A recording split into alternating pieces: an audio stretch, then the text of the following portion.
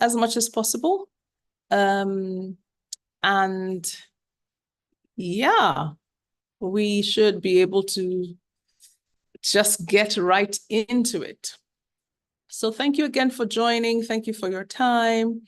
This webinar came as a result of feedback.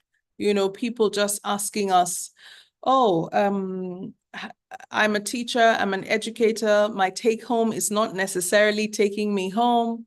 What can I do? So this entire opportunity really came from feedback, from us doing our research, looking at the feedback from questionnaires that educators have filled at our events. And so we've put this together. To introduce myself again, I am Dr. Joy Issa, president of the Issa School of Education. We happen to be hosting this webinar today, and we are elated to have the beautiful Dr. Chioma, also join us and share from her wealth of experience. I have to say that honestly, it's been a great opportunity to collaborate. And, you know, we must never miss out on these opportunities that come our way, opportunities we have to meet people at conferences, at events. You never can tell, the value that you bring. You can't, capture it all. And so it is important to always be mindful of the fact that we are all adding our little drops of water to the ocean of education. And as we all continue to add those little droplets, they make a big difference. So I'm not running this myself, absolutely not. I'm simply hosting. And I would like to bring up our guest for the evening. So to remind everyone, we're really exploring remote work, how to multiply our income. We all know that today we're in the gig economy, and that simply means people having more than one source of income, people working multiple jobs, really to, work through the challenges. And if we look at some statistics, inflation rates have been increasing. Right now, they're hovering about 30%, depending on the country. And so it is important for us to think about what we can do realistically, being mindful of our, family situations and all of that. What can we do realistically to support each other? So, like I said, I'm not speaking today. I have the beautiful Dr. Chioma, who is a biochemist and an engineer. So she's got a double PhD. I just have one. So she's the elder in this situation. She's a visionary educator. She's an academic coach, a consultant, and she's really dedicated to transformative learning and impactful change.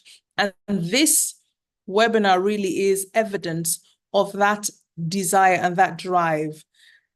She is giving to us freely to say, yes, I'm happy to share freely from her wealth of experience from a course that she has curated, and we're getting this for free. We're so grateful for that. She's got years and years of experience in the education sector. Right now, she works remotely with African Leadership University. She offers strategic guidance and evidence-based solutions to those of us in education, to nonprofits, to businesses seeking to unlock learner potential so that we can achieve our goals. Please give a round of applause, a virtual applause, a warm welcome to our guest, Dr. Chioma. Thank you so much for having us. Thank you, Dr. Joy, for Thank you for the amazing introduction. Hello, everyone. It is such a pleasure to be here. Anytime I have to speak to educators, you can see the joy just bursting out from me. I am from a family of educators. I'm married to an educator. My in-laws are educators. My grandfather was a headmaster. So it's like a long, I've been immersed in that pool. And with that, you really see the struggles even from a young age. So I will share my screen. Okay. Yes. Please, Okay. 1 second. Okay, just a moment. I would wait. And you let me know when it's okay to share. So like I was saying, being from a family of educators, I was well exposed to the challenges early on. You see the struggles, you see the financial challenges, and you always have to hear, okay, don't worry, we would get this. There's always like serious budgeting going on, but it's fine. I know, I just understood that like they were serving a greater goal. But with the benefits of insight now, I now understand that there is a better way to do that. And hopefully that is part of what I will be sharing. So just a moment. My slide is going to come up soon. Great. So awesome. We're talking about, yes, multiplying your income, and we're focusing on strategies for refining and monetizing our skills. So just a brief introduction about me. I wear so many hats proudly.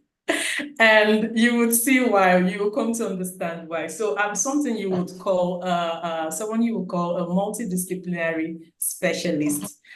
By virtue of trainings, I have been trained in life sciences, earth sciences, and more recently now, I am now into leadership and development by virtue of my work at the Africa Leadership University. So it's been an amazing journey. It wasn't an overnight thing. And one interesting thing about this is that at every point, there were people that I could always look up to, mentors to, oh, this is really like a path I want to take, and that is something I would share about later. So in the course of this session, I'll talk about first things first, then we'll focus on identifying and refining your competencies, then you'll learn about, that's the pros. When it comes to remote work, what are the active versus passive earning potentials for you to consider? Then strategies for monetizing your skill. Then, of course, you have to leave here with an action plan. So your next line of action, that is where I will end that. Okay, so it won't just be me talking. I'll be pausing to ask you to reflect in the chat. So please indulge me if I ask you a reflection question so you can put in the chat. So first things first, there are two truths I want to share. And the first one is this: you are not ordinary. So everyone here in this call, on this call, we all have like immense value to give to our world. So that is where the shift happens. And you know, whatever reward, whatever remuneration you're looking for, it goes in the direction of value. So when you understand that you are not ordinary, you're not just a teacher, you're not just an educational admin, you're not just whatever it's your designation. And with that being said, you can let me know in the chat what aspect of academia or education are you in. So are you in admin? Are you like a teacher? Are you a facilitator? Are you student facing, or you're an admin? You can let me know in the chat. I'll keep my eye on the chat as well. So that's the first truth. Let it sink in. You are not ordinary. I am not ordinary. Every one of us. And come to think of it, for those of us working in academia, you're an educator, you're working in one of the fields where you get to see the impacts in the life of the people you are impacting. So you witness firsthand the transformation when a student comes and maybe you're taking a subject and you can see that ignorance in the first class, like they have no clue. And by the end, you could see that shift, how you've been able to bring about their shift by holding their hands, taking them from known to unknown. So from the unknown to the known. So you see that you are not ordinary, you're doing something big, and that is the first truth. Now, the second truth is this, that your worth is not tied to your current salary. Like, it took me a while to break free from this. Like, your worth is not tied to your current salary. So no matter what you're earning, know that it may just be a perception of what the employers think you're worth, but that is not actually your actual worth. It's far, far, far more than that. And you're in the best position to know that, because you know the value you're bringing to that role. So it is not tied to the salary. So I want you to remove your mind from that, oh, that this is all I'm worth. So maybe you're earning less than 1,000 USD. Does it mean that that is my worth? No, you are worth more than that. So even if today I am being paid maybe 500 USD per day as my rate, it is still not my worth. I know I am worth far more than that. And that is what will give me the audacity to go for bigger roles, to go for roles with more remuneration, because I know that my worth is not tied to a particular salary, so to say. So with that in mind, this is the struggle. This is why we are here. Of course, the pie is not enough. Like Dr. Joy said, the take home is barely taking many home. I was in that position years ago when I was stuck with my traditional job. The pie was never enough. Like, no matter how I do careful planning, there's always like, there is this need that would come up that would really stretch. Like, even when I tried to be very frugal with whatever I was earning, it wasn't enough. It wasn't that I wasn't grateful, but I just knew that this is not enough. And I don't know if that is the situation for everyone. Maybe your pie is enough. Great, great. But I if don't the think pie there's isn't... anyone here whose pie is enough. That's why we're here, to learn how to increase, how to get more pies. Okay, so I'm seeing the chat now. So we have an elementary school teacher, we have a teacher coach, you're all welcome. So we all agree the pie is not pieing in the language of Gen Zs. It's not pieing at all. So what do we do? What do we do? And Dr. Joy, you already stressed this. I got this chart from the CBN, and you can see that inflation is nearing a 3-decade high. That is 30%. And what does this mean? In simple economics, it means that your paycheck is able to buy less in the market. So you have to pay for more for the same commodities or even the same services. So let's say your transport used to cost you 20,000 a month. Now it may have bumped up to 40,000 a month. So you can see that it comes with a lot of attendant challenges. So strained resources. I could really relate with this. Low morale. So sometimes, have you ever like woken up in the morning, it's a Monday morning, and you're like, why do I even have to go to this job? The morale is like at bottom zero. Then disruptions and distractions. Of course, when there's financial strain, it comes with a lot of distraction because you're thinking, how am I going to meet up my responsibilities? Maybe rent is due. If you have children, they have to go to school. My child doesn't understand that, oh, I am planning her juice, her whatever she goes to school with has to be in that lunchbox. That is her own concern. So if you have children, it's another ball game altogether. So that is a struggle. And with this struggle comes the gap between where you are currently and your desired reality. So there is a gap.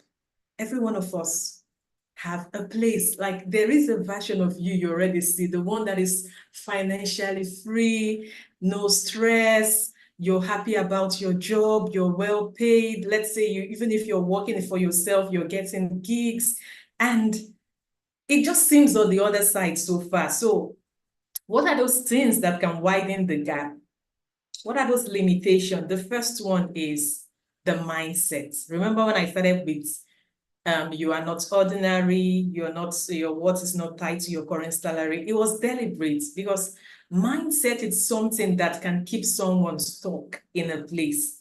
So when you're stuck that, oh, I can never earn above this tax bracket because I'm an elementary school teacher. No teacher I know has ever earned XYZ amount. It's a limiting mindset. And mindset is like a fuel. Even if I give you a Ferrari, if you have the wrong fuel in it, it's not going to take you anywhere. So that is something that happens with mindset. So faulty mindset is something that can keep widening because you're seeing that version of yourself and it's like, oh, I will never be that person. Then the next is lack of motivation. You know what to do, but the drive is not there. Oh, I need to learn a new course. What's the need? After this course, what am I even going to do with it? And the last is ineffective method. So there are those who are trying. It's just like they are trying to break a mountain using a small spoon. and they are scribbling at the mountain, and it's like the tool is ineffective. So someone that wants to bring down the mountain, you should be talking about like blasting devices to blast that rock away. But this person is hammering at it with a small spoon. It is frustrating. So this combination of limitation form a cocktail that further widens that gap between our current reality and our desired reality. And by virtue of this webinar, we hope to close that gap, that you would leave here with actionable steps that would take you to that desired version of yourself. Okay, so we'll jump right into the business of the day. So the focus is on refining and monetizing your skills. And you can't refine what you don't really know. You can't refine what you have not really taken time to identify. So that is why we have to start with identifying your core competencies. So when I'm saying competencies, it's just a fancy word for your knowledge, your skills, abilities, behaviors that contribute to your personal and professional performance. So because I'm talking to like mostly educators, or even if other professionals may be here, all these things make up your competencies, your knowledge, the knowledge you have gathered, the skills, the abilities, the behaviors that have come by virtue of experience, by virtue of being in that role. These are things that contribute to your personal and professional performance. So let's see some examples of core competencies. I have carefully like itemized some competencies that are relevant, especially when it comes to remote work. So the first one is interpersonal skill. As a teacher, you have to work with other teachers, you have to relate well with parents, you have to work well with your students. So you see that interpersonal skill is a big part of your role as an educator. Even if you are in the admin side of things, you're interacting with others. Then presentation and public speaking. Each time you stand in the class to teach, you are presenting, you're communicating ideas, you're speaking. It's a form of public speaking. So your audience may vary. They may be little children, they may be in secondary school, or in my own case, most time I'm speaking to young adults, those who are in their university stage. So it varies, but it's still public speaking and presentation skill. And sometimes you may have to like use a slide, some form of multimedia. So I'll speed through the others.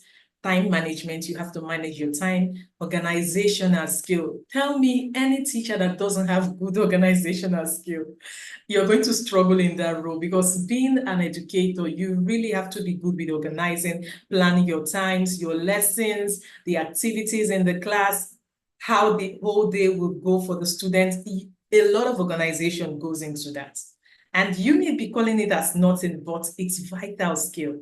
Then problem solving, a student just comes, auntie, this one happened, uncle, this one happened, and you've gotten into your problem solving mode. You're already solving the problem. You don't even regard it as anything, but it's a vital skill. Then there are people who, for now, most schools use smart boards and other forms of digital media to teach. And that is a vital skill. Leadership skill. You influence the student, especially when you start teaching senior secondary. You really have to ramp up on your leadership skill, because at that level, it's not so much about like instructing them. You have to lead the students. So social and emotional intelligence, writing skill, teaching skills. Did I just like look? I'm showing you the slide to see like an array of skills that you have gathered by virtue of being an educator. For me, a research skill is something that I have to like immerse myself in. During my doctoral degree program, you have to do research. Multitasking, there's no two ways about it. There are times I find myself trying to coordinate multiple things at a time. So you see, these are all like core skills. So what other skills can you think of? Let me know in the chat. So I've talked about interpersonal, talked about leadership skills, presentation skills. I've talked about coaching and assessment skills. So what other skills and abilities can you think of, especially when it comes to your role as an educator? It's very relevant because that is where the reward lies. So first thing is to identify them. Then next we can talk about refining the skills. So let's see in the chat, what are that skills? Thank you, I see that. Jemima. Advocacy. Fantastic. Advocacy is lovely. This is so good. So let's say now I have some projects that I do with the in the climate space, and climate action advocacy, it's a big skill. So you see, it's not just common, it's just knowing like, oh, what industry would really reward this skill. Thank you. Olawole says time management. Yes, Chimzi says communications and collaboration, very vital skills, very vital skill. So the point is to be intentional about the skills you've gathered by virtue of your role, the skills you've acquired along the way, classroom management. And this is one question I just want you to put in your mind. We would come to that when it comes to monetizing. So do you know who is willing to pay you more for this competency? So it's one thing to have them. It's another thing to know the industries, the areas where with these skills you will get the most reward for your skills. Like advocacy she mentioned. I mentioned an example about climate action organization. They will reward your advocacy skills. It's something that like it's a vital skill they look out for in that space. So do you know who is willing to pay you more for your competencies? Think about that. Okay, so the next is how to refine your competencies. Now you have them, you've identified them. So how do you make them better? How do you package them in a form that is guaranteed to bring you rewards? So the first one is I, which is identify. We've done that. So you identify the skills. Then the next is you have to make a plan. To make a plan to refine the skills. So when you just leave it at, oh, I want to refine all my skills, it's too broad, it's too vague, and I assure you that plan may go down the drain. So the more specific you are about setting goals, you can pick one or two of the skills and laser focus on them. So let's say Jemima said advocacy, and she really wants to build her advocacy skills in the next 1 month. She's looking out for courses, she's going to LinkedIn Learning, she's checking out maybe some scouring the internet from some free courses on how to build and develop your advocacy skills. That is strategic goals. Then the next is mentorship. I can't emphasize this enough. You can seek mentorship from someone who is an expert. So let's say, okay, I'm Jemima, I'm interested in like developing my advocacy skills. Where do I go? I can go on LinkedIn and look at those who, I can just even type on the search bar, advocacy plus expert, and a number of names are going to pop up. And if I really want to narrow down, I can even add the industry I'm interested in, and I will see options and I would reach out to them. And there's something also called shadow mentorship, where you don't have to be in close contact with the person to learn from them. You can learn from their resources. They have a video online, you go watch that video. If they've written a book, you go read that book. So that is another way to also learn or gain mentorship from people. So there's indirect mentorship and there is direct mentorship. So whichever one suits your situation, you can adapt. Okay, then the next is trainings. Just like we are here, take advantage of webinars, trainings that are taught by experts in the areas you want to improve on. So whatever competency you want to focus on, I assure you, if you go online, you will see training, you will see courses. And it's so nice when a school or an organization is able to organize like a program where you can learn a number of skills from one training. So you're using one training to achieve multiple things. So that is also a good use of your investment of time. So in that time, you can learn 2 or 3 or even 4 skills. So you do that as well. I'm not going to dwell so much on this, but I just want to stress on networking. Networking is so vital to refining your competencies, because you may have a skill and you don't even see a need to refine it. Then you go for a meeting and you see how others are operating at the cutting edge of their field, and you just know that, God, I haven't gone anywhere. And it just does something to inspire you that, no, I have to improve. I have to improve from all this. Like, I thought I have gotten somewhere, but I need to up my skill, to upskill. So networking is important. I met Dr. Joy at a program we had, the Reimagine conference, and I loved how she was able to articulate the mission of the school.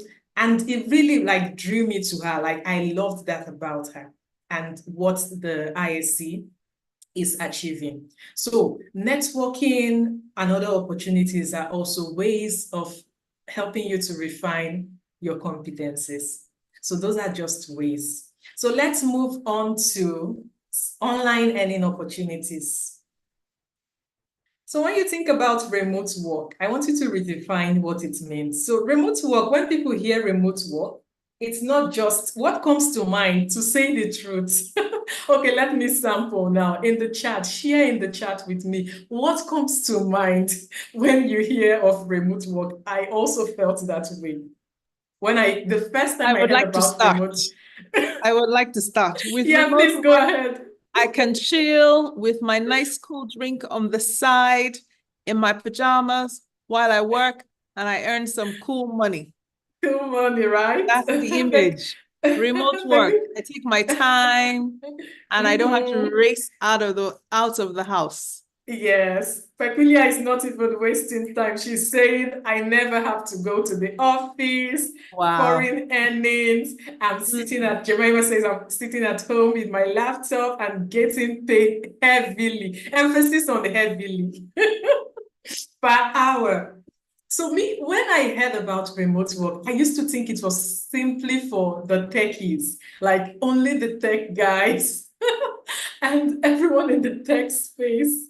Yes, Chimdi says working from your personal space. So that was like the perception I had. So when someone is talking, have you considered remote opportunities? I used to think, but it's only for those who are like maybe software engineers, developers, and the like. I didn't really consider that as an educator, I can position myself to earn remotely. And that is what I want to share now. Okay, so there are legitimate ways for an educator or a professional to earn online, to work remotely and earn online. So, and in so doing, you would rewrite your financial story. Remember I said, like, I come from like that family of educators, and the financial struggle is not new to me. But I'm just glad that with remote work, I was able to access opportunities that are not just like local within my country. I was able to position myself to access opportunities beyond the shores of my state, my country, and even the continent. So that is the beauty of remote work. So the opportunities to earn online may be active or passive with respect to your time and energy.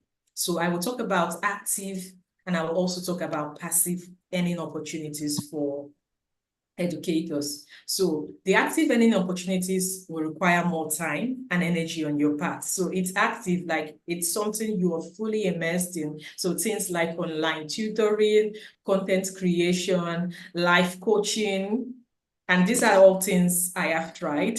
So I can tell you it really takes your time and also your energy. So where you also have to act as a subject matter expert. So there are companies who organizations that require specific knowledge experts. So let's say they want to do something and they want someone who has knowledge of physics, maybe a particular aspect of physics.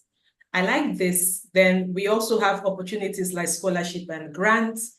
How many of you know that there are organizations that offer scholarship for educators? There are, specifically for educators. And some of them also target educators in the global south, of which Africa is a part of. So you can see there is an opportunity targeted for you. Then project management. This one, it's quite funny. During the time when ASU went on strike, I think the strike lasted like 8 months. Like I said, I'm married to an educator. My husband works in a Nigerian university. And during the strike, they weren't paying us. So someone now said, oh, I need someone to manage a project for me. And I just got off the phone with the person and I was talking to my husband that you are now a project manager. You've been managing students' projects. We had to just like rebrand him. He is a project manager. I have run projects end to end. Like, didn't the student complete their project and they graduated? You are a project manager. And that was how he got the gig to manage the project. So like, it's about packaging and repositioning yourself. So that is an example of an active opportunity. So others, virtual assistant, freelancing, adjunct faculty, social media manager, transcription aid, data entry, and analysis. So these are all examples of active earning opportunities. And with the skill sets you have as an educator, you can easily fit into these roles. Then for passive online learning opportunities, I like this because you invest energy upfront to create them. Then at the end of that, what happens is you can now like sit back and watch your your money come in. So things like online courses, ebooks, you can even have an online store, a blog or a YouTube channel. There are those whose channels are already monetized. So it can bring in, it can be a stream of income for you as an educator. I know someone that teaches chemistry and physics on YouTube. That is what he does. And he has also now started like taking snippets of his video and putting it on TikTok. Then he would link you, you go to his YouTube channel to go and watch it. So those are creative ways. And these are just examples. I did a lot of that in the past. So let me quickly walk through strategies for monetizing your skills. I have 5 of them. In the interest of time, I won't dwell so much on them, but there's something for everyone, regardless of where you find yourself at now. Whether you're starting out or you're like someone who really want to, like you've started, but you want to really up your game, there's something for you. So the first thing is to package your expertise. Remember the funny story I shared about my husband pivoting into a project manager role? So he had that expertise, but it was just there. So we had to package it that he has applied it in this setting. It's a transferable skill that can work somewhere else. So think about how can you leverage your strengths, your competencies, how can you organize them in a way that will be of value to maybe an industry in form of maybe you're offering a course or a consultancy service, or you're even working for the organization. So how do you package your experience? If you can figure out a way to do this, I assure you, you would earn. You would earn. Then the next strategy is also to target remote-friendly industries like tech startups and e-learning platforms. These industries are really favorable to online workers, so they can take workers from all around the world. The university I work with, it has a hybrid model. So there's a point in time where the students learn on campus, and there's a point in time where the students learn wherever they are in the world. So they need online facilitators. So you can see if you can target such industries. So look out for schools that are beginning to spring up that are solely online universities. They are not so big. Some of them are just maybe focusing on 1 or 2 majors. I've worked with 2 of them like that, just 1 major. And I was able to design a course for them and also facilitate that course. What I leveraged, what I packaged was my curriculum development skills, and my facilitation skills. So many of you you've designed, maybe you're teaching physics and you've been able to design a curriculum for that. It's a skill you can package. And there are e-learning platforms. Let's say you are in health. There's a medical company that maybe they sell this organic. You can tell them, oh, I can create content for you to reach out to your target audience. So you can target such forms of remote companies because you already have the skill. It's just to organize it into a form that will be of value to these industries. Okay, then the next is build an online presence to showcase your skills. Are you visible online? It's one thing to go after opportunities. It's another thing for opportunities to come to you by virtue of having a strong online presence. Okay, so you build a strong online presence. I wish we had more time to really stress on it. Then the next is strategic upskilling, continuous learning and networking. There are certain skills I now have to pay attention to and really like deliberately go to learn, because I've seen that in this role I'm targeting, it's vital. So I take that proactive step of enrolling for a course and learning that skill. Now, I started out as a coach, and now I'm a lead. So I'm a line manager now over 4 coaches. So what did I do? When I saw that this is a prospect, I started taking leadership courses. Started taking leadership courses, reading leadership books, because I would be responsible for people under me. It's not just about me delivering my work. So strategic upskilling, whatever you're interested in, start learning that now, and networking as well. Then you can consider international roles. Just put international, the role you're interested in Google. I assure you, Google has a job board that you can find interesting roles in. And their strategy is to also reach out to recruiters, but there's no time to dwell on that. But so these are other strategies when it comes to educators and global opportunities to very wonderful opportunities I've had the privilege to access by virtue of like positioning myself and reaching out for them. Okay, so these are just examples of like some earnings that like online educators can earn. So I intentionally put this to show you like different payment structures. So this one, they pay per student, this one, they pay per hour, and this other one, they pay per year. So that's just to tell you that different roles, different payment structures.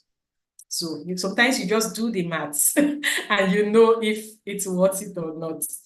So what's next? What is your next point of action? What is your next line of action? First, you have to reassess. Reassess your skills, reassess what products or services you can provide to others. Next, you have to redefine. So your goals, your action plans, your brand, and the next thing is to reposition. So go where your skills are worth more. If you took nothing else from my presentation, just know that you have to go where your skills are worth more and surround yourselves with people who inspire you. So do you want to go further? I'm going to hand over to Dr. Joy at this point. Wow. I've been scribbling. I've been just rethinking my entire life. And just really thinking about what, I need to do differently. Amazing, amazing. This is, wow. Thank you so much for sharing. I'm sure there's so many questions, we have. I mean, I have lots of questions as well. Yeah, there's so many questions, and I'm thinking, okay, if you have questions, if you're like me and you do have questions, please post them in the chat room. Post them in the chat room. If you have any questions, we'll be able to take a couple questions tonight, because our goal is really to ensure that we maximize this opportunity. And thank you again, Dr. Chioma, for sharing so freely. One of the questions, that popped in my mind as you were speaking, when you talked about, first of all, in your list of skills, it was, you shared about interpersonal skills and how, you had to rise up to the opportunity to understand how to network, let's put it that way. So can you unpack that whole networking, interpersonal skills? How much of a difference did it really make in your career, having that ability to mix with different cultures, different races, different creeds? How did you adjust, and how much of a difference did it make?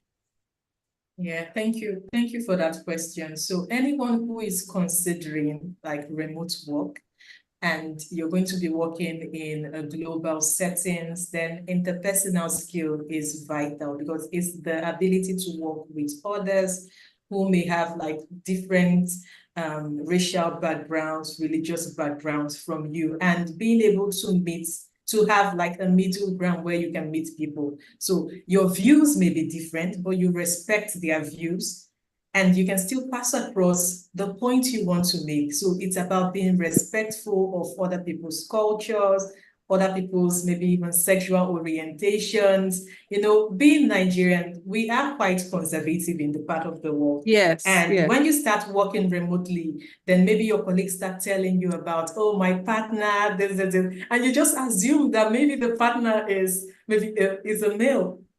And you found out that it's like maybe a same-sex kind of relationship, and you just expressed your displeasure, and you went. So that is an example that like I have personally had to deal with, but it's just to understand that at work you have to respect other people. So if that is where that interpersonal skill work. Can you work with this person and respect regardless of what you have just learned about the person? Can you put aside your biases and just do your job? You were paid to do something. Can you just put aside your biases and deal with this person? Be cautious, be cordial. You don't have to accept. You just respect that person for who or what she is. So that is like a vital part. And when it comes to networking, to interpersonal skills, being someone who is genuinely interested in other people. So when you come to such like maybe events and people like to talk about themselves, having good listening skills, active listening, someone is speaking and you're really paying attention and you're asking like very intentional, deliberate follow-up questions to show that, oh, I'm really paying attention. These are little things, but it leaves a strong impression. So maybe when next you contact this person, the person remembers how attentive you are, how respectful you are. It becomes like an opening ground for, oh, maybe you just share that, oh, I'm an academic coach or something. And the person remembers, oh, these people are looking for coaches. Let me recommend XYZ. And that is how they recommend you. So interpersonal skills is vital. So when you have come on board, you need it to relate well with your colleagues. And in a remote setting, most times, most things are done virtually. So you just have to know how to conduct yourself in such kind of environment. You do what you were paid to do, you respect others, and just leave it at that. You will be fine if you stick, and try to understand like the unwritten rules. It may not be written in your employee handbook, but like by virtue of cultural intelligence, you just understand that, oh, this is the way things are being done around here. And you understand, so far it's not demeaning you or like disrespecting you as a person. There's no need to make a fuss about that. Yes. That is such good advice. So we're mindful of our biases, and we're respectful of people's differences. And so we stay true to ourselves and we don't compromise on our values, but we are able to work with people of different faiths and creeds and all. Amazing. Yeah, amazing. That's wonderful. Thank you so much. So another thing you mentioned was, well, two things. You talked about having a faulty mindset. You know, what version of yourself do you see? And that just made me pause, like, really, what version of myself do I see? In our climb in, you know, the South, the global South, which is all of Africa, basically falls in the global South. And so because we're in Nigeria, you and I, at the moment, we can say, okay, even for those in Nigeria in particular, the global south, lots of countries are going through recession. And so it's even hard to see yourself, stepping out of this big box of stress that we all seem to be locked into. I love the fact that you talked about the need for us to begin to dream, begin to see yourself differently, begin to reach out for those opportunities. But you said we cannot refine what we don't know. We cannot refine what we don't know. So how did you discover your many different skills? Because you were teaching at first. So because there might be someone on the call who feels, I'm just a teacher. I don't know that I can do anything else. So how did you begin to find these additional skills of, you said time management, organization and things like that? How did you begin to discover them and then get to the point where you secured remote working opportunities with those skills? Yeah. So one thing I had to do was to take an assessment. So there's something we call skills assessment. So there are also like forms online that would help you. They ask you a series of questions, and at the end, they give you like an array of the skills that you are good at. And another thing is careful reflection. So I do self-reflection a lot. So I just try to imagine like my normal day at work. What are the things I do? Okay, so let's say I started as a university lecturer. I teach, I do facilitation. Sometimes I have to do demonstration in the laboratory, and I have to supervise projects. That's project management. So with these students, we have to plan the project, then we have to execute the project, and we have to monitor the project. So I didn't know that was like a vital skill set, like project management. What is that? Yeah. It was just like part of my responsibilities, but it just took that careful reflection and intentionality to sit down to begin to itemize what are the things I do in my role and what skill does this now translate to. So I supervise students, that translates to project management skill. I teach students, that translates to facilitation skill, that translates to communication, that translates to presentation skill. It's just like itemizing each activity I do and what are the skills that enable me to do those activities. So with that, I came up with a long list of things. Yes. Then I now had to look, what are the industries that may be interested in these skills? And okay, how do I like organize these skills and bring value to a particular industry? So like for ALU now, I do facilitation, I do coaching, I do leadership, staff leadership, student coaching and support. So this was a part of the skill that I have. And right now, there are other organizations where I have to work as a consultant. So my project management skills come to play because they have a project they want to execute and they bring me on board to provide a solution or to make some form of contribution. So I try to understand. So it's just like a toolbox that you have. Every educator has a toolbox. So you have to organize all your tools. You can group them. So there are ones that are applicable, very much applicable to the academic setting. There are ones that, I have had to rewrite my bio several times. And now I have just shifted that I'm not just constrained to the educator space. No, I want to be more than that. So with these skills, I can serve nonprofits. I can serve businesses. With my research skill, their businesses always want to do research about maybe their target audience. And I have research skill. I can do research. Research is just systematic search for a particular answer. I can do that. So in your toolbox, take time to organize. What are the things you have and where will it fit into? And you can focus on that. So when I'm in this, I can hear a lot. It's wow. I can hear a so lot you can of use that to organize that. Yeah. Yes. It's So like you're you being organize very that, and that is what will bring the reward. So you're not just this oh, I'm only an educator. No, you are an educator when you are here. You can be a consultant the moment you turn away from the classroom and you're consulting for a business. You are a consultant at that point. So it's just understanding what is in your toolbox. How have you organized them to solve? It's just about solving problems. Businesses, schools, they have problems. And what tools are you bringing to solve it for them? So if you're able to organize the tool properly and you solve that, you will be rewarded.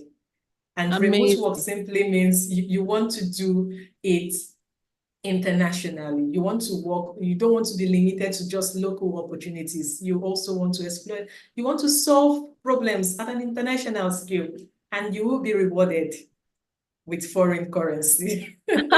So yes, that's a very important part, which I think we need to unpack a bit.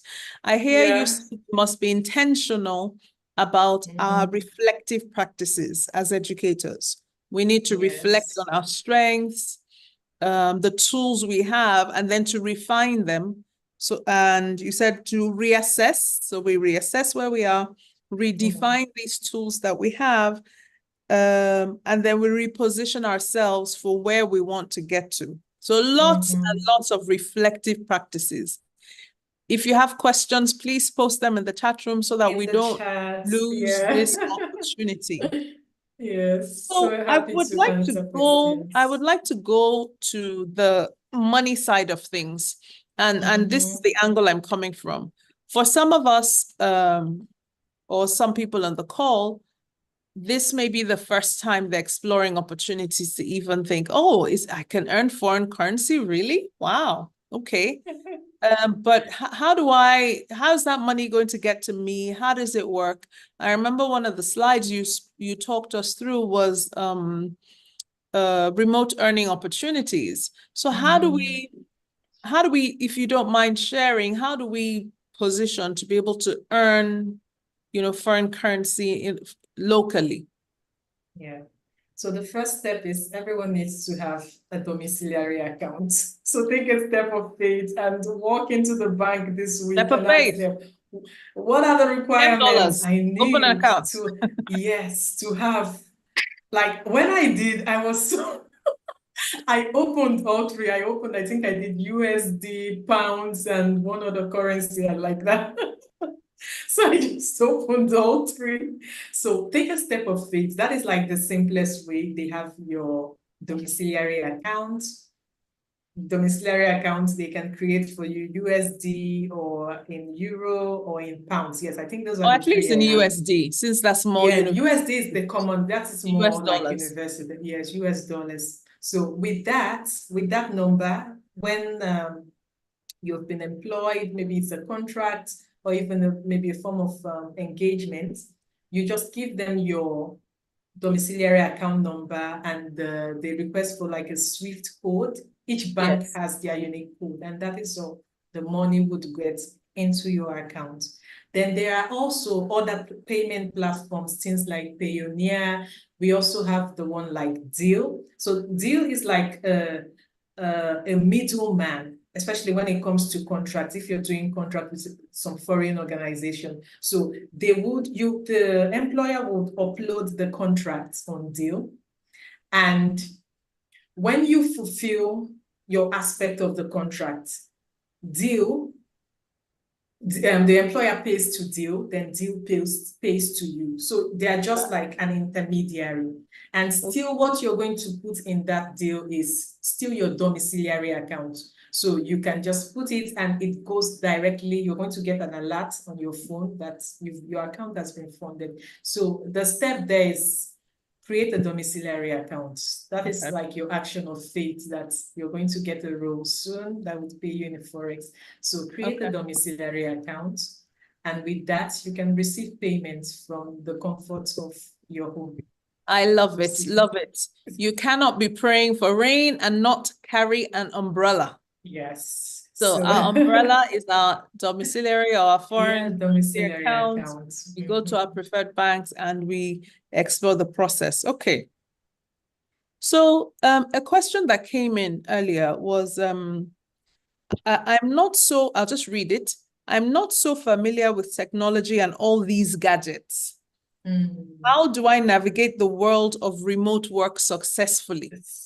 That is a vital skill to have. You know, when I talk about digital skills, computer, so there are technologies and tools that would help you in the remote work. So because it's work that you're doing from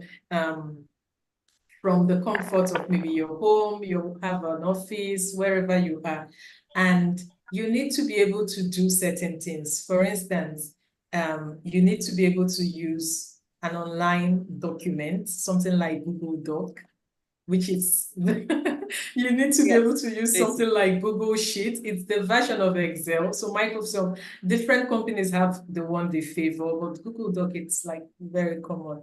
So these are like simple, the entire Google suite, I think, will serve you, because if you need to be able to use slides, that is one place to start. So for someone, that may just be your beginning point, that I want to learn the digital tools for remote work. So the communication tool, how to do what we are doing now.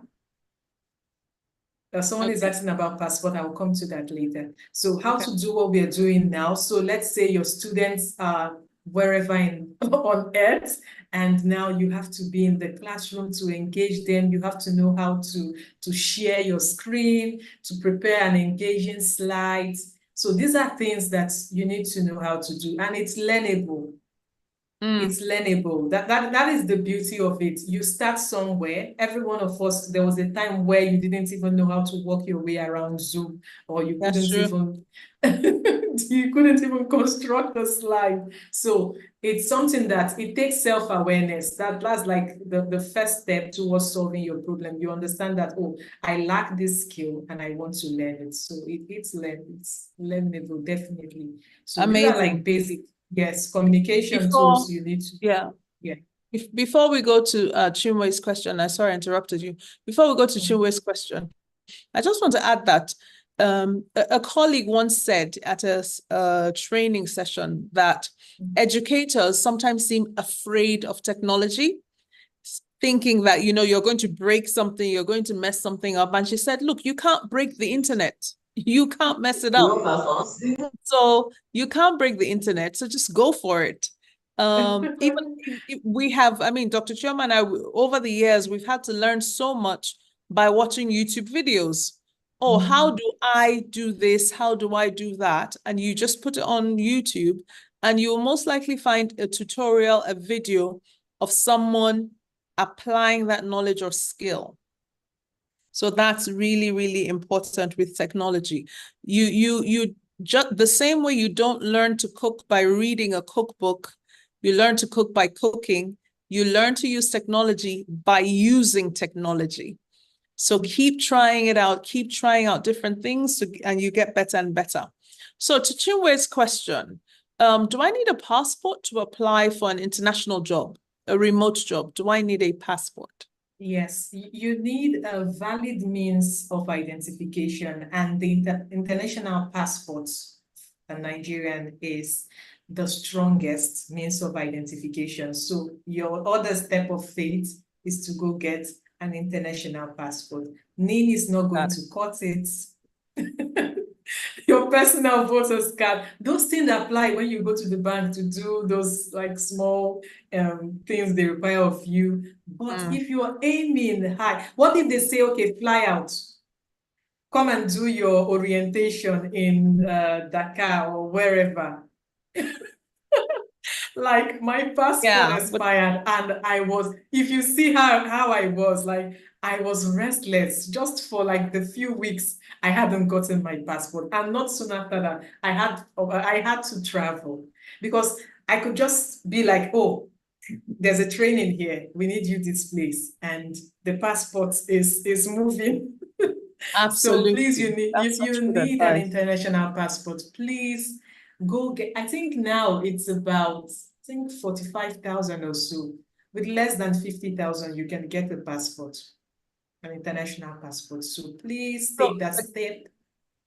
Go get your passport. Yeah, you need that. Fantastic. So again, we must be intentional. We must save up to invest in ourselves. open our domiciliary accounts, get our international passports.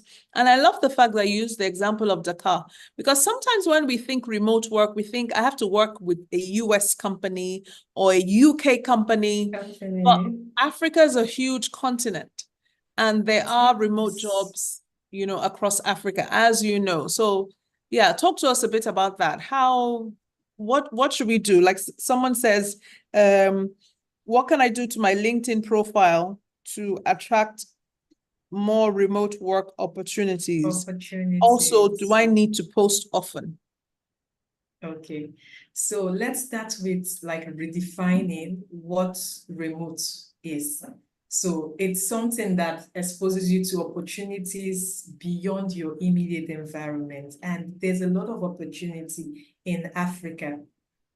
I'm working with an African organization that has a global view, but the focus is African.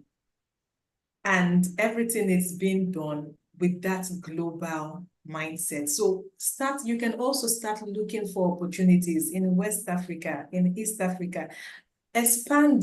So remote, don't only just think, oh, it must be in some international organization that have their base in some African countries. They pay in USD as well. They pay in Forex as well. It's still Africa. It's remote work. Yes, it's remote work. And so do not just limit yourself that it must be from, if it's not US, it's not remote work. No, there are fantastic opportunities in Africa. Okay, so consider like various regions. I'm doing a number of projects with East Africa. That is where like I've worked, that I'm working in.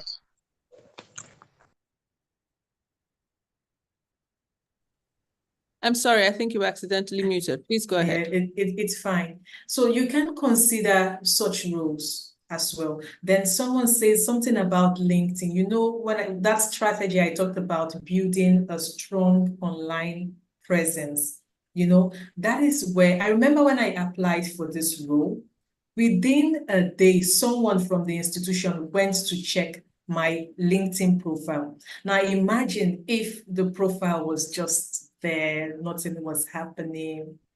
So when they saw that, I was already posting things about academic coaching, my areas of interest, the opportunities I want to attract.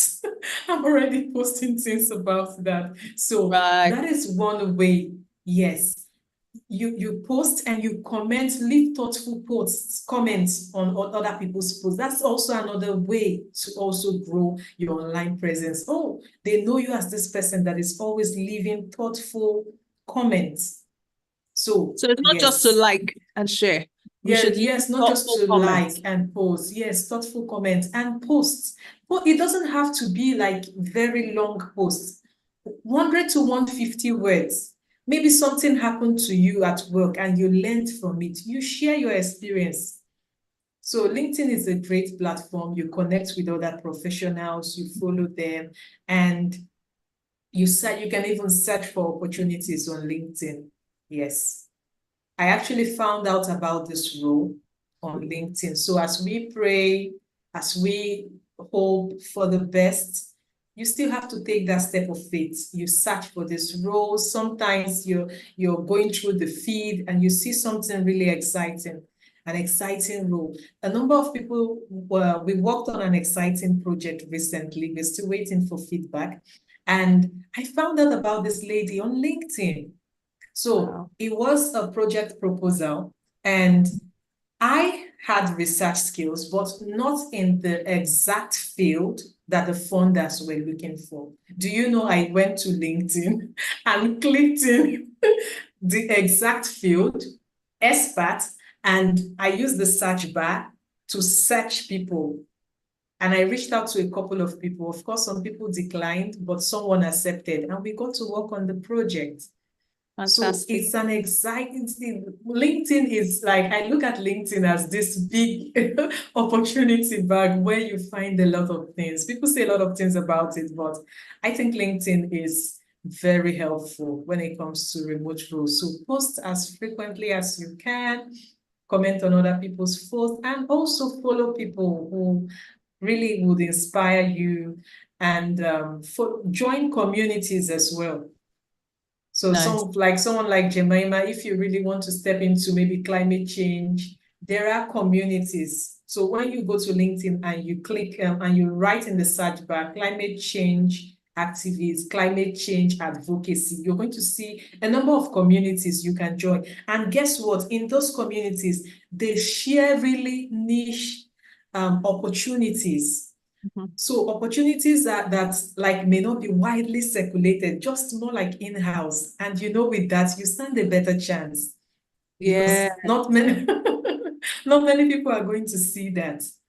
Yeah, not many people are going to see that opportunity. So you stand a better chance of like getting that. So Amazing. Thank you so much.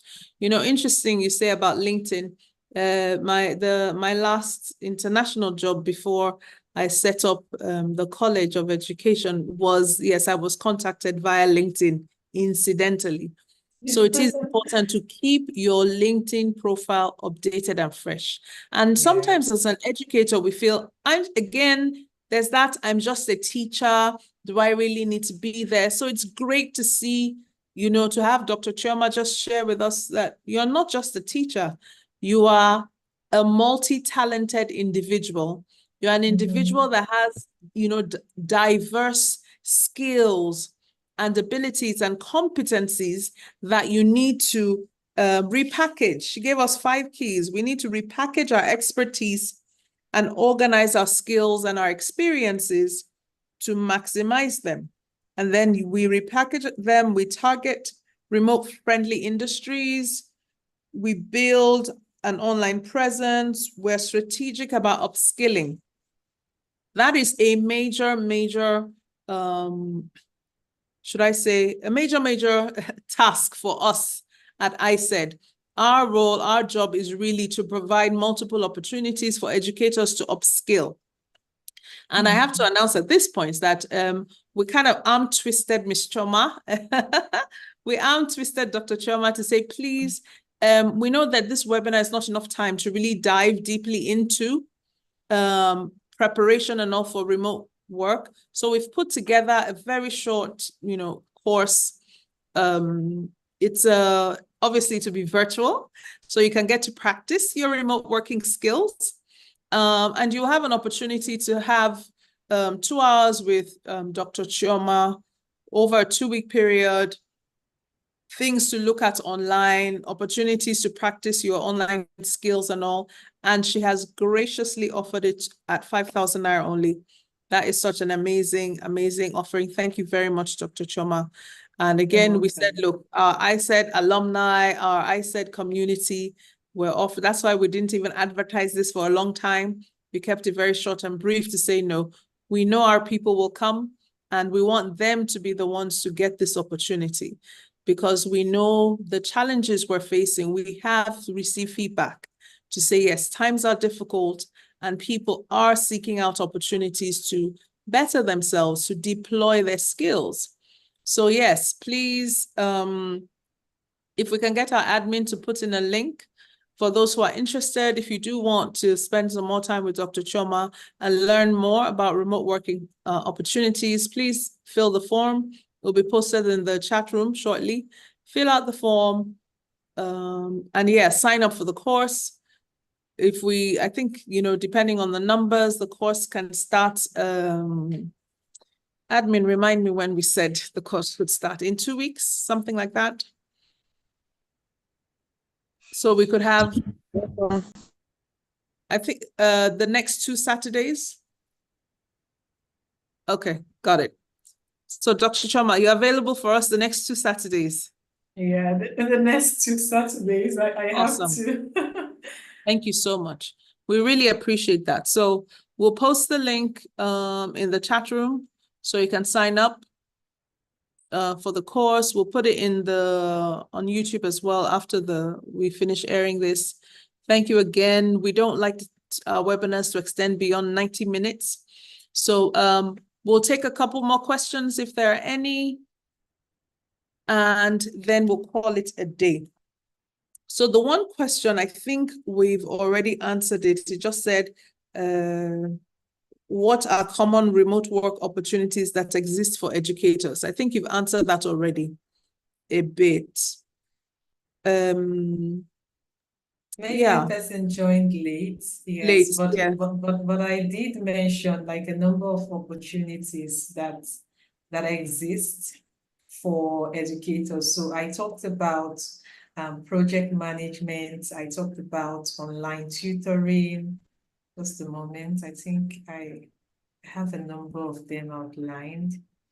So I talked about data entry and analysis, virtual assistants, subject matter experts. I talked about content creation and academic coaching. This is a field that has so much potential because there is an attention crisis. There is an attention crisis, especially amongst young people. So some parents are just like, please, we need someone to offer additional support to our child who is maybe in the university. So by virtue of the nature of my work now, I no longer do like one-on-ones, but there was a time where I used to have students that I coach. Like I was able to design for tertiary students, like a 10-week coaching. So I support them till the point of their exams. So I have people from outside the country to reach out to me that, oh, my sister is in year one. I want you to be a coach. So I have like a shorter one where we do a month coaching and and she opted for like almost the semester long. So I used to offer that service. I packaged it and I marketed it specifically to people who were outside the country, who needed support to that. So she paid for that and I did that. It was such a pleasure working with the young lady. So how to set up that like academic coaching practice, how do you draft your agreements, how do you have a coaching plan, those kind of things are things an educator can do because you already picked up that skill by virtue of being in the classroom. You know students that are at risk or that are having like challenges, and you find a way of like bringing different interventions to support that student. So how do you package that skill now and market it outside the classroom? So to someone who has maybe a young boy or a young girl who has just gained admission into the university. So you saw one of the profiles, my profile said college resident consultant. Yeah. So I had to rebrand. So you just have to package this expertise like I told you. So I have been doing academic advising and coaching by virtue of my job as a lecturer.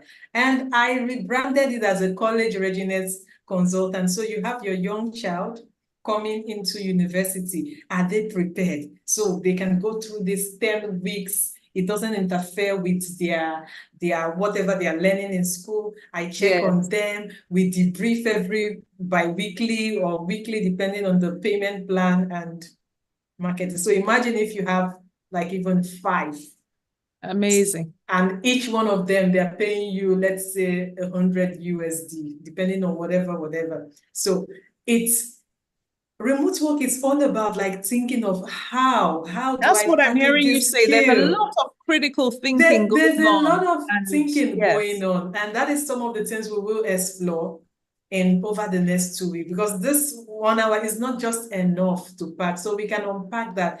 This your skills. How do you organize it into a form that will be of value? So for someone, this is just the breakthrough he or she needs. Imagine you have maybe even 5 students. You are good. So each student is bringing in nothing less than maybe 100.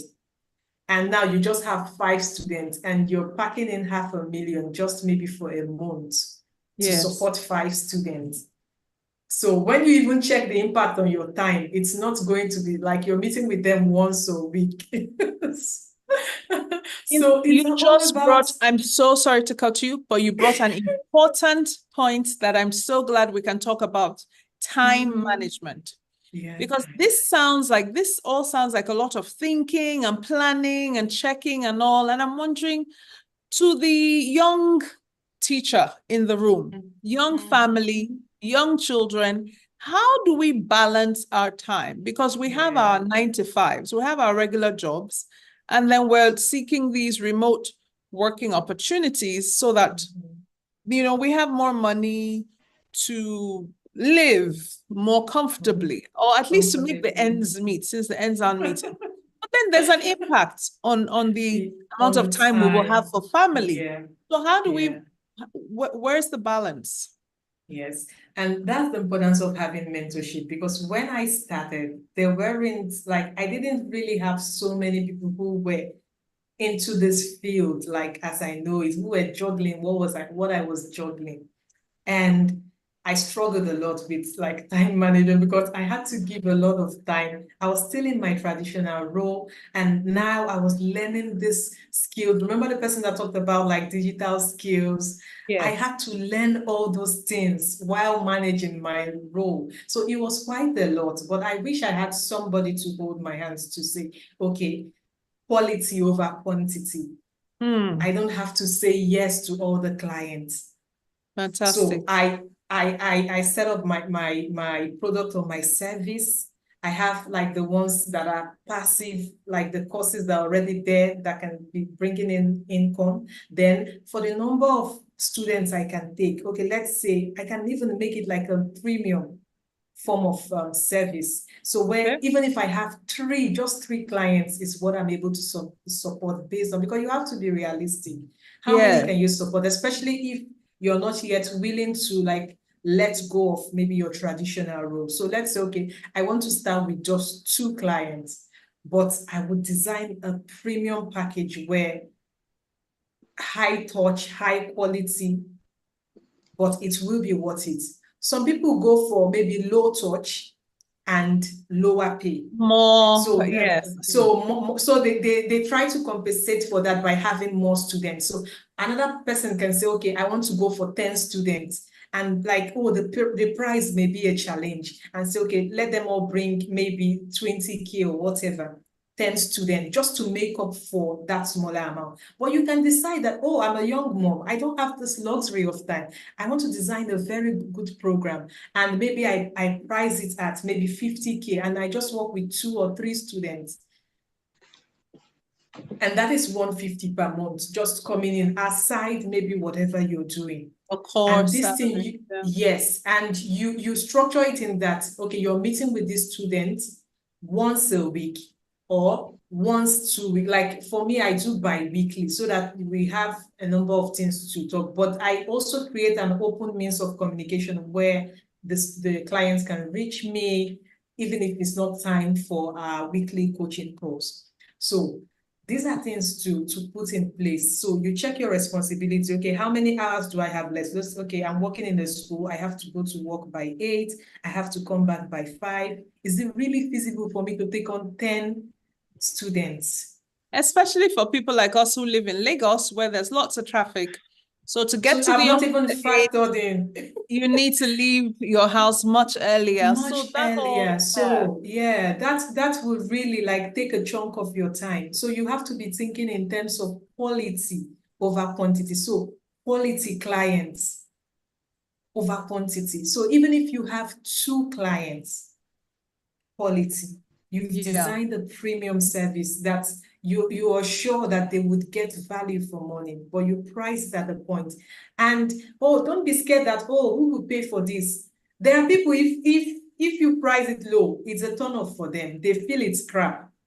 As long as you know, you said something. You said we can never, as educators, we can't necessarily be paid enough. However, we need to know what value we have to bring to the table. And when we know our value, then we can, you know, put a price to that value, and we can contribute. When we know the skills, you said we need to be able to monetize our skills. So I guess the focus here is for us as educators to rethink our skills. Is it just about making money? Well, if it's just about making money, you don't have to be a teacher to make money. However, educators are in short supply. Good quality educators are in short supply. And so as we upskill ourselves, as Dr. Chioma has suggested, when we upskill ourselves, then we're able to monetize those skills because we are offering premium value. So one of the things you said, Dr. Chioma, was about being a subject area expert. And I see Amara has posted in the chat room saying she's an economics instructor. She doesn't see opportunities for remote work. But I mean, I'm sure you can answer the question, but it's not just about your subject area. It's about diversifying into the other fields where your expertise can be deployed. So I'll let you, unpack that a bit more, Dr. Chioma. Yeah, just to follow on what you have said. So economics, so I'm thinking, okay, business analyst, I'm thinking market research specialist. So what are those things in economics that would solve problems that businesses are having? You use that as your search.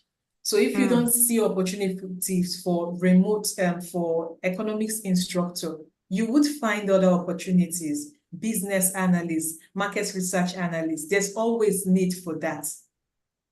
And that is, remember what I talked about, strategic upskilling. Look for these ancillary skills that will serve you. So fine, you have that basic understanding of economics. What are those other things, other fields that are related to economics? So that would really broaden the opportunities that are available to you. Okay, so Amara, there's a lot of, I see a lot of prospect there. I see a lot of prospect there. So as an economics, I can even see you foraying into data analysis, which is like an in-demand skill. Yeah, absolutely. Chinwe asked another question about the technology. Yeah, that is something we're going to cover. Technology that you need. In the course. Again, Chinwe, honestly, we can dive deeper into this in the course, but you have to play with the technology. For example, it is possible to be a 21st century facilitator or educator without engaging some of multimedia presentation platform. So do you want to do prezzies? Do you want to do slides? What do you want to do? But you need to be able to share your information using an interesting, engaging digital platform. So again, go watch some YouTube videos on how to organize a prezzy, on how to organize a PowerPoint, and make it very punchy and impactful. Yeah, you can there's so much to learn. So you can use Canva to design your slides. The beauty of this, yes, you can use Canva, you can use Google Slides. So the beauty of this journey is as you go, you would see yourself changing. Like when I look at myself now and like the skills I've acquired over the years, you just begin to wonder, when did I pick this up? When did I pick this up? So like, as you would see yourself changing, and another thing, you would place so much value on your time. People will just notice that you're no longer available for rubbish anymore, because if you've been paid like, let's say $500 per day, you know your day is more valuable than that. Like, you don't have time to waste on frivolities. You're just so purposeful. Yeah, because you're making impact and you're being rewarded for that. So tell me, why won't you be motivated? Why won't you be motivated? Money is a good motivator. So of course. Especially in Nigeria. We will be across Africa. We have a lot of need for money, because apart from us directly, we're a very community-centered area. And yes, we all need money to support our children. Oh, I see someone has already registered for the course. Oh, thank you very much. Well done, Chinwe. Chinwe is registered already. Again, the course provides lots of opportunities for us to really engage with Dr. Chioma some more and unpack the learning, read up, to practice our online skills. So be sure to sign up for the course. Like I said, she's offering it discounted. This is her own way of giving back to educators. You know how we do it at ISED. We always try and get scholarships and rebates and discounts. And Dr. Chioma has graciously offered to give us the course at 5,000 Naira only for the entire 2-week program, including the live lessons via Zoom. We're so grateful. So someone is saying, Omolaya is saying, as an early years educator, most parents believe their children are too young to have online learning experiences. That is correct in this region, in some African countries, yes. But there are parents who work in more metropolitan cities across Africa who understand the importance of their children having these online learning experiences. There's schools, for example, where the children are online. And during COVID, we all saw the need for even young children to be able to go online. So the goal is really for us as educators to understand online security and digital safety, and to be able to share the safety practices and strategies with the parents. So they put in their firewalls, they put in their trackers and all of that, so that they can, monitor their children's online work and learning. So when we are aware of the online safety procedures, the measures that should be put in place, parental guidance and things like that, when the parents ask, oh, I'm not sure, you will educate the parents. And that's an example of you adding value. That's an example of parents knowing, okay, this educator is top notch. He or she knows what they're doing. I can see my child is safe and my child is still learning. When someone is sick, someone has to travel, children of all ages can still get to learn. Wow, believe it or not, it is 8:30. We have spent 90 minutes and we jumped right into it. Wow. Yeah, Dr. we have. Chioma, thank you Yeah, so much. welcome. And We're I just really, want to add really grateful. something, Please, go ahead. something to what Omolayo asked. So, when it comes to online learning, we have synchronous and asynchronous. So if you're talking about young children, you can consider what are some asynchronous learning content I can create that the parents can play for their children. So let's say a number of parents are really struggling to have their children learn like local languages. And if you can create that, that in itself is a unique proposition. So think about what can you do differently to offer. See, as far as you can, as far as you put your heart, you would find something to exchange value. Okay, so you would find something to exchange value. Fantastic. Okay. As long as we focus on the value we have to exchange, that's great. We have value to exchange. Amazing, amazing, amazing. Thank you so very much. Thank you for your time. This has been wonderful, wonderful, wonderful. Yeah, honestly, I don't know what else to say, but to say thank you. Thank you, Dr. Chioma. Thank you so much. I see in the chat room, yes, if you have any more questions, you can visit our website, register for the course. With the class is not going to be overcrowded or anything like that. It's really niche and specific to support those who want to leverage on these opportunities.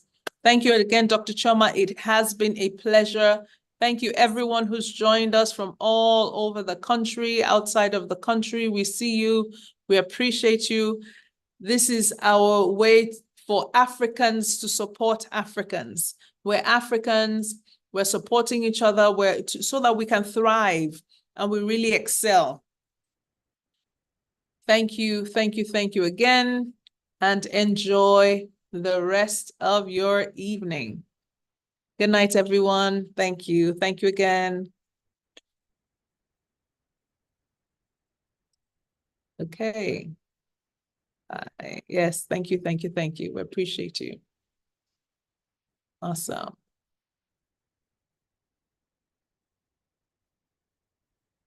All right. Good night, everybody. Thank you so much. Please, yes, the form is in the chat room. Don't forget to register on the platform. Thank you.